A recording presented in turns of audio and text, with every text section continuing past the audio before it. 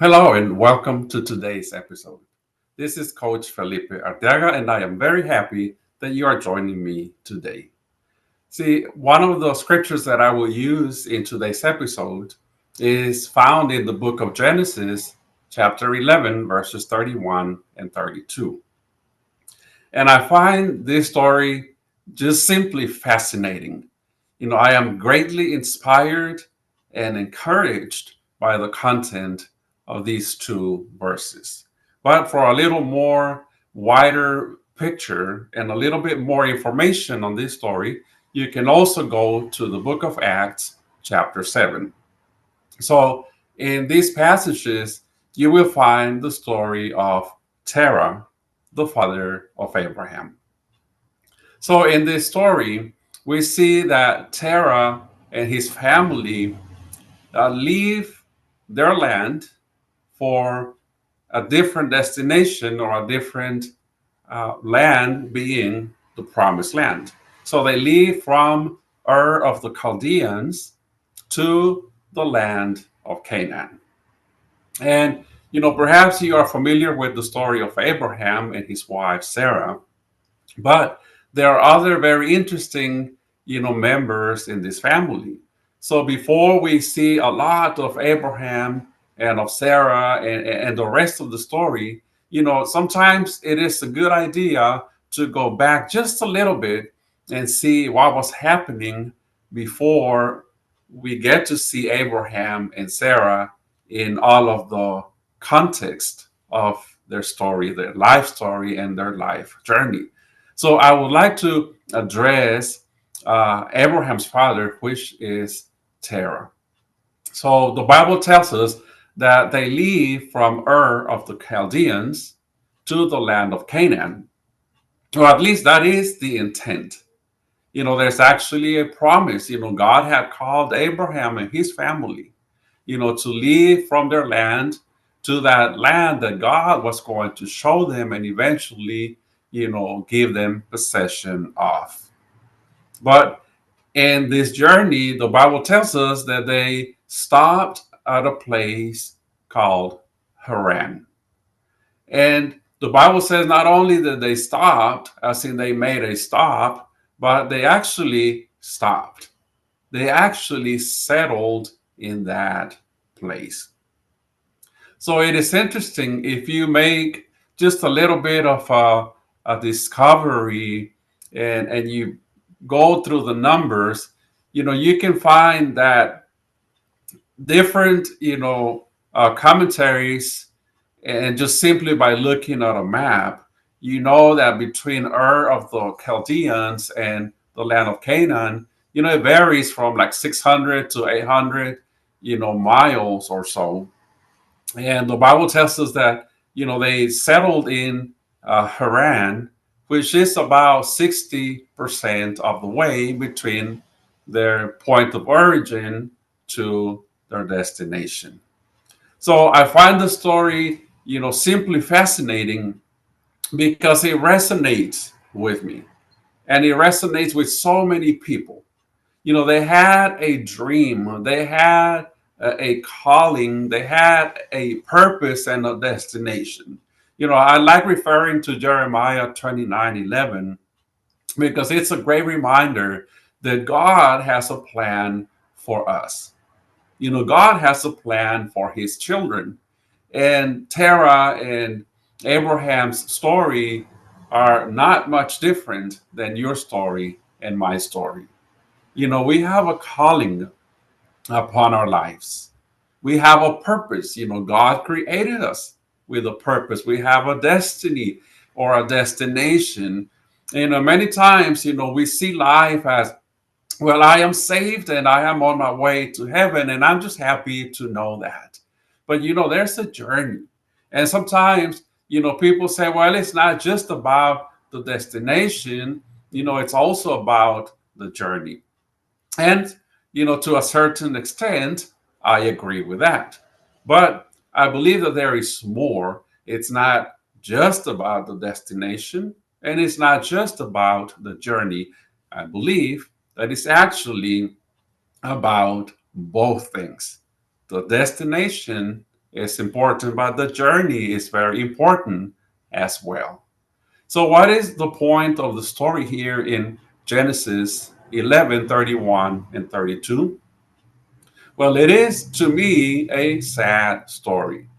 It is a story that resembles, the lives of so many people who have stopped, who have settled, who find themselves in a place of complacency, perhaps a place of comfort, or a place or a season in their lives where they are probably discouraged or confused, afraid, undecided, you name it. There are so many things, so many dangers that we face on a journey. And this was particularly true in the old times, in the Old Testament. See, when people traveled, back in the day, their experience was totally different than our experience in modern times when we travel. We have a lot of safety, a lot of comfort, a lot of convenience, when we travel. But that was not the case back in those days. So, to a certain point, I understand and I sympathize with the story of this character, Terah. But let's just consider for a moment, some of the circumstances they possibly were facing at that time. They were old, perhaps they were tired. When they traveled, they faced a lot of dangers, a lot of discomfort, diseases, and so on. So I understand, a journey back in the day of hundreds upon hundreds of miles, without the conveniences that we have today, was probably something that they dreaded and something that they possibly wanted to avoid, if at all possible. But let's not forget that when the Bible tells us, any descriptions or it gives us any information that, at a first glance, it might seem like irrelevant or insignificant. But for me, when I see something, and these two words, pretty much, capture the essence of the story and the essence of the content that I am providing you with today. They stopped in a place called Haran and they settled there. But the story, as sad as it is there, that they settled, they stopped. The Bible tells us that Terah actually died in this place. And that really breaks my heart because it hits home. I found myself at one point in my journey, not only slowing down, but actually coming to a complete stop, both in my personal life and also in my ministry. And I have shared the story in some of the videos that you can find in this channel. But just to give you a brief summary, I stopped growing. I stopped, believing that there was something great awaiting me. It felt for a season in my life that, I was never going to succeed, that I was never going to reach, those goals, that those prophecies and those words that were spoken over my life, many years ago, perhaps they were never going to really materialize. And that I had probably just experienced that I had already peaked, in my career and in my ministry. But you know what? That is a lie. And that was one of the darkest, times in my life. And this is one of the reasons, why I am creating the content that I create. And why I make myself, vulnerable, and I put myself out there because I want for my story, to help other people. And just like the story of Terah in the Bible, that has really inspired me and motivated me not to settle, not to give up, not to stop, my growth, not to stop pursuing my dreams and all of the things that I know that there's a purpose and a destiny for my life.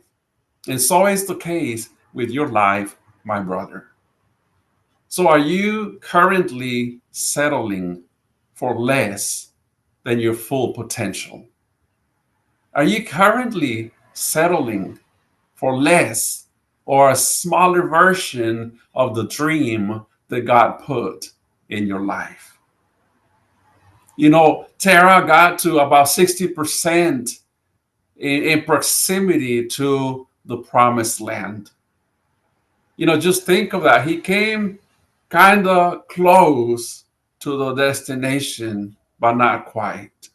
He did not actually make it to the land of Canaan. And for me, you know, that speaks volumes. When I see my story and I see the story of so many other people, you know, I have a heart and a passion and great concern for people that are going through a difficult season in their lives. You know, most of the people that I minister to are young adults and middle-aged people. And let me tell you, as a middle-aged man myself, you know, I have found a lot of dangers and a lot of attacks over my life and the lives of many other people that, you know, you get to a point where you think, you know, what's the point? You know, why should I continue fighting? Why should I continue pursuing my dreams? Why should I continue believing? And the answer to that, well, you are not at your destination yet. So you still have to journey. You still have to travel. You still have to work. You still have to fight. You still have to believe. So I want to encourage you today with this story. And I want to remind you, you know, sometimes there are days when it does feel like you are coming to a stop, like you're about to just settle and give up. But I want to truly, from the bottom of my heart, tell you that I totally understand and that I can totally relate to the life of Terah and the story of Terah. But I do not want for my life to end, you know, just halfway through my destination. And I don't want you and your dreams, my brother and my friend, to actually come to a complete stop and just come close to the destination, close to the fulfillment of that prophecy, or close to that healing, or close to that accomplishment. You know, how many businesses are on the verge of starting? How many ministries are about to explode, you know, with growth? How many possibilities, you know, are expecting us out there? And we are settling for less.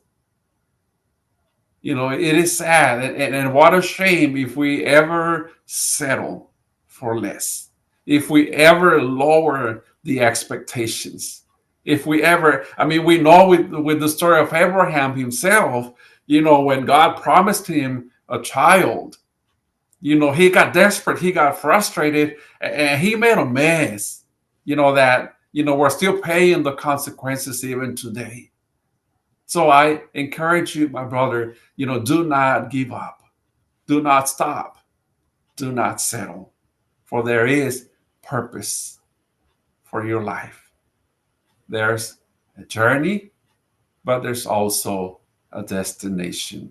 And you, my brother and my sister, you are a person with destiny.